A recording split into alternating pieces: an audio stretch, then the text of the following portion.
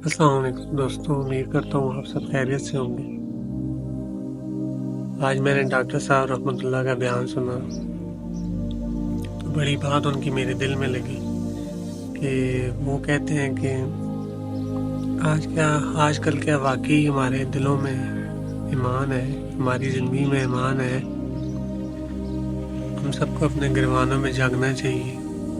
وہ تو بالکل نہیں ہے، ہمیں تو بس صرف عقیدہ اپنے والدین سے ملا ہے کہ ہمارے والدین مسلمان تھے تو چلیں آگے ہم بھی مسلمان ہیں۔ ایمان کے لیے انسان کو بہت زیادہ محنت کرنی پڑتی ہے۔ ایمان کے لیے ہم یہیں سے نوٹس لگائیں، ہم یہیں سے نوٹس کریں، اپنے ایمان کو چیک کریں کہ کیا ہمارے سامنے اگر کچھ غلط ہو رہا ہو تو ہمارا دل اس پہ خفا ہوتا ہے یا خوش ہوتا ہے۔ اکثریت آج کل جو ہے ہمارا جو ہے دل خوش ہوتا ہے، کسی کا کوئی نقصان ہو۔ سب سے بڑا نقصان کیا ہے؟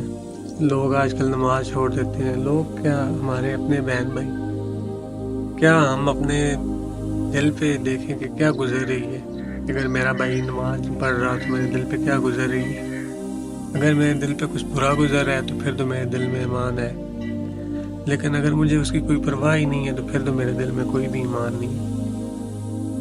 جس طرح آج کل ہر بندہ اپنا ذاتی تقویٰ، ذاتی نیکی کے پیچھے لگا ہوا ہے، لیکن اگر ہم یہ دیکھیں کہ ہمارا بھائی نماز نہیں پڑھ رہا تو ہمارے اوپر کیا گزر رہی ہے؟ کیا ہمارا دل خفا ہو رہا ہے کہ وہ جہنم کی طرف جا رہا ہے اور نماز چھوڑ کر، اور ہمارے دل پہ تو کچھ گزر ہی نہیں رہی؟ ہم تو اپنی نماز، اپنی ذاتی زندگی کے پیچھے پڑے ہوئے ہیں۔ اور آج ہم دیکھیں کہ ہم دین سے، ہم اسلام سے کیوں اتنا زیادہ دور ہیں؟ اس لیے دور ہیں کہ ہم دنیاوی تعلیم کے لیے، جس کا میرے خیال میں کوئی فائدہ بھی نہیں ہے، آج لوگ طرح طرح کی ڈگریاں اٹھائے ادھر ادھر پھر رہے ہیں۔ کسی کی کوئی جاب نہیں ہو رہی، کسی کی کوئی مطلب اس طرح اچھا نہیں، تو کیا ہے اس دنیاوی تعلیم کا فائدہ ہے؟ ہم ہی صرف وقت کا ضیاع ہے۔ اس کے لیے ہم جو ہے اپنے بچوں کو، یا ہم خود کہاں کہاں تک جاتے ہیں اس دنیاوی تعلیم کو حاصل کرنے کے لیے، کتنا پیسہ خرچ کرتے ہیں۔ تو کیا قیامت والے دن اللہ تعالیٰ ہم سے نہیں پوچھیں گے کہ میں نے کلام پاک، قرآن پاک جو ہے نبی پاک صلی اللہ علیہ وسلم پر اتارا تھا، اور اس کا بھی ہم پر حق تھا کہ ہم اس کو سمجھیں؟ تو ہم نے عربی بھی نہ سیکھی، عربی بھی ہم نہ سیکھ سکے کہ ہمیں پتہ چلے کہ قرآن پاک میں اللہ تعالیٰ ہم سے کیا فرما رہے ہیں، یا اللہ تعالیٰ کے کیا احکام ہے ہمارے لیے۔ قرآن پاک کو بے شک پڑھنا بھی ثواب ہے، دیکھنا بھی ثواب ہے، لیکن قرآن پاک تو مسلمانوں کے لیے مکمل ایک زندگی گزارنے کا جو ہے ذریعہ ہے، مکمل ایک ضابطہ حیات ہے۔ اس سے مسلمانوں نے جو ہے اپنی زندگی گزارنی ہے، اس سے ہمیں جو ہے اچھے برے کی تمیز ہوگی، اور اللہ تعالیٰ ہم سے کیا فرما رہے ہیں، اللہ تعالیٰ کے کیا احکام ہیں، وہ جب تک ہمیں سمجھ نہیں آئیں گے تو ہم کس طرح جو ہے دین سے جڑیں گے، اسلام سے جڑیں گے؟ اور کون کون سے وعدے ہیں، کون کون سے نیک کام کرنے پہ وعدے ہیں، اور کون کون سے برے کام کرنے پہ وعیدیں ہیں؟ جب ہمیں وعدوں کا اور وعیدوں کا پتہ ہی نہیں چلے گا، ہم تو صرف پڑھتے ہی جائیں گے، ہمیں پتہ ہی نہیں چلے گا ہم نے قرآن پاک میں کیا پڑھا ہے اور اس کا مطلب کیا ہے، تو ہم کس طرح جو ہے اسے اپنی زندگی میں عمل کریں گے؟ اور جب تک ہم عمل نہیں کریں گے تب تک جو ہے ہم تو دین اور اسلام سے اور ان چیزوں سے دور رہیں گے۔ جتنے بھی احکام ہیں، جتنے بھی معاشرے کی برائیاں ہیں، جن جن چیزوں سے بچنا ہے، جن جن چیزوں سے ایک مسلمان کو بچنا چاہیے، اور کن کن چیزوں پہ عمل کرنے چاہیے، کون کون سے دین کے فرائض ہیں، کن پہ ہمیں عمل کرنا چاہیے اور کن میں ہمیں جو ہے چھوڑنا چاہیے، کون کون سی خرافات، یہ سب کچھ تو ہمیں قرآن پاک سے پتہ چلے گا۔ اور اگر ہم قرآن پاک کو سمجھیں گے ہی نہیں، اکثریت کون ہے؟ پہلے تو لوگ پڑھتے ہی نہیں ہیں، رمضان سے رمضان پڑھتے ہیں، اور اگر وہ پڑھنے والے ہوں بھی تو مطلب بغیر سمجھے۔ ہمیں تو پتہ ہی نہیں ہے قرآن پاک ہم سے کیا ڈیمانڈ کر رہے ہیں، قرآن پاک میں کیا لکھا ہوا ہے، تو ہمیں جب تک سمجھ نہیں آئے گی تو ہم اس پہ کیا عمل کریں گے؟ یہ تو انسان بار بار نماز پڑھتا ہے، سبق پڑھتا ہے، ہمارا کیوں اس میں دل نہیں لگتا؟ ہمارا کیوں نماز پڑھنے میں دل نہیں لگتا؟ یا ہمارا کیوں سبق ہم پڑھتے ہیں تو جلدی جلدی بس پڑھ کے بھاگنے کی کوشش کرتے ہیں؟ کیونکہ ہمیں تو پتہ ہی نہیں چل رہا ہوتا قرآن پاک میں کیا لکھا ہوا ہے، کیا قرآن پاک ہمیں بتا رہے ہیں، ہم کیا اللہ تعالیٰ سے باتیں کر رہے ہیں، ہم نماز میں کیا اللہ تعالیٰ سے باتیں کر رہے ہیں اور کیا کیا کچھ کر رہے ہیں، تو ہمیں تو اس کا پتہ ہی نہیں چلتا۔ اتنے لوگ ہیں دیکھیں جو نماز بھی پڑھتے ہیں اور باہر آ کے اور جو ہے ادھر ادھر لوگوں سے بھی مدد مانگتے ہیں، یا علی مدد کہتے ہیں یا بابوں سے مانگتے ہیں، کیونکہ انہیں نماز کا مطلب ہی نہیں پتہ۔ نماز میں آیا ایاک نعبد و ایاک نستعین کہ ہم اسی سے مدد مانگتے ہیں اور اسی کی عبادت کرتے ہیں، تو یہ تو کسی کو مطلب پتہ ہوگا تو تب نا۔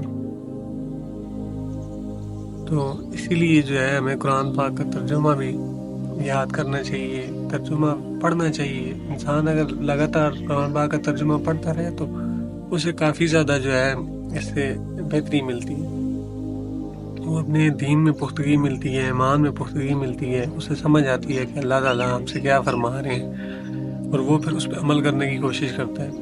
کیونکہ ایک بات اگر بار بار انسان کے دل میں، اس کے دماغ میں پڑتی رہے تو پھر اس کے لیے عمل کرنا جو ہے آسان ہوتا ہے۔ اگر ایک بات کی سمجھ ہی نہ آ رہی ہو انسان کو تو کیا وہ اس پہ عمل کرے گا؟